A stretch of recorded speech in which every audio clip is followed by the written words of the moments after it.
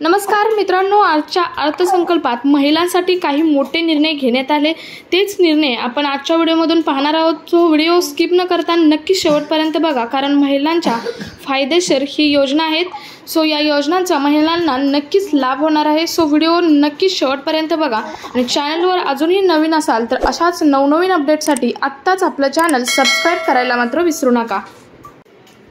तर पाहूयात कोणते निर्णय आहेत। तर पहिला निर्णय म्हणजे सन 2023-24 पासून लेक लाडकी योजनेची सुरुवात मुलीच्या जन्मापासून ते 18 वर्षाची होईपर्यंत तिला टप्प्याटप्प्याने एकूण 1,01,000 रुपये मिळणार।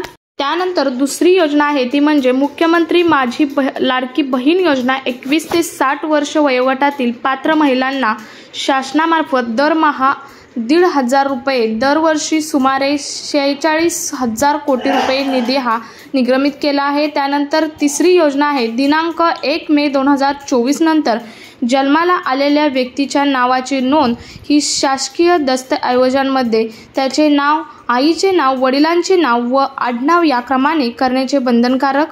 त्यानंतर चौथे आहे पिंकी ई रिक्षा। 17 शहरातल्या 10,000 महिलांना रिक्षा खरेदीसाठी अर्थसहाय्य देण्यात येणार आहे। ते अर्थसहाय्य हे 80 कोटी रुपयांचे निगमित केले आहे।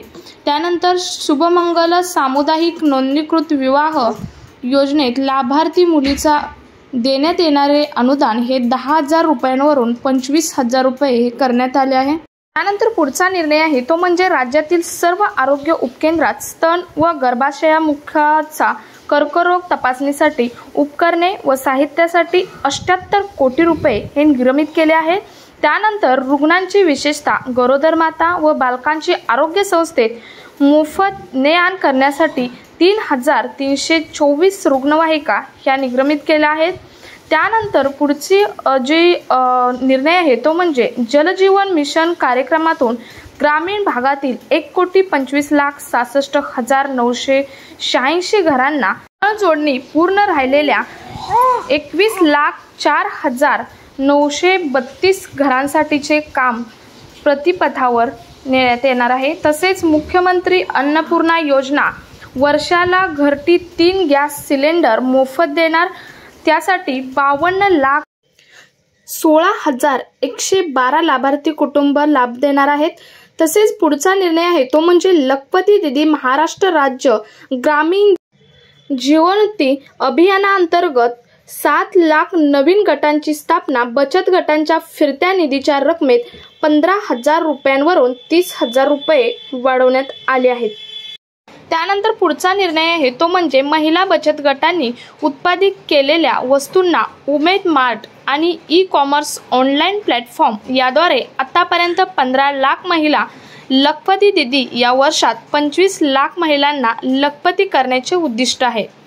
तसेच पुढचा निर्णय आहे महिला लघु उद्योजकांसाठी पुण्यश्लोक अहिल्यादेवी होळकर महिला ट्रस्टतर्फे योजना अखिल भारतीय स्तरावरील महासंमेलनाचे राज्यात आयोजन करण्याचेही ठरवले आहे। त्यानंतर पुढचा निर्णय आहे तो म्हणजे आई योजनेअंतर्गत पर्यटन क्षेत्रातील महिला उद्योजकांना 15 लाख रुपयांपर्यंतच्या कर्जावरील व्याजाचा परतावा 10,000 रुपये रोजगार निर्मिती म्हणून देण्यात येणार आहे। त्यानंतर पुढचा निर्णय आहे मुलींना मोफत उच्च शिक्षण। शैक्षणिक वर्ष 2024-25 पासून अभियांत्रिकी, वास्तुशास्त्र, औषध निर्माणशास्त्र, वैद्यकीय तसेच कृषी विषयक सर्व व्यावसायिक पदविका अभ्यासक्रमांसाठी प्रवेशित 8 लाख रुपयांपर्यंतच्या वार्षिक कौटुंबिक उत्पन्न असणाऱ्या इतर मागासवर्ग तसेच आर्थिकदृष्ट्या दुर्बल घटकांतील मुलींना शिक्षण शुल्क व परीक्षा शुल्कामध्ये 100% प्रतिपूर्ती हाही निर्णय या निर्णयात घेण्यात आला आहे। या निर्णयाचा अंदाजे 2,05,499 मुलींना लाभ सुमारे 2,000 कोटी रुपयांचा भार हा पडणार आहे। तर हे होते महिलांसाठीचे महाराष्ट्र सरकारने निगमित केलेले धडाकेबाज निर्णय।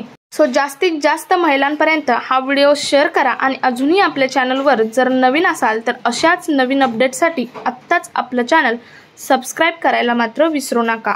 जय हिंद, जय महाराष्ट्र।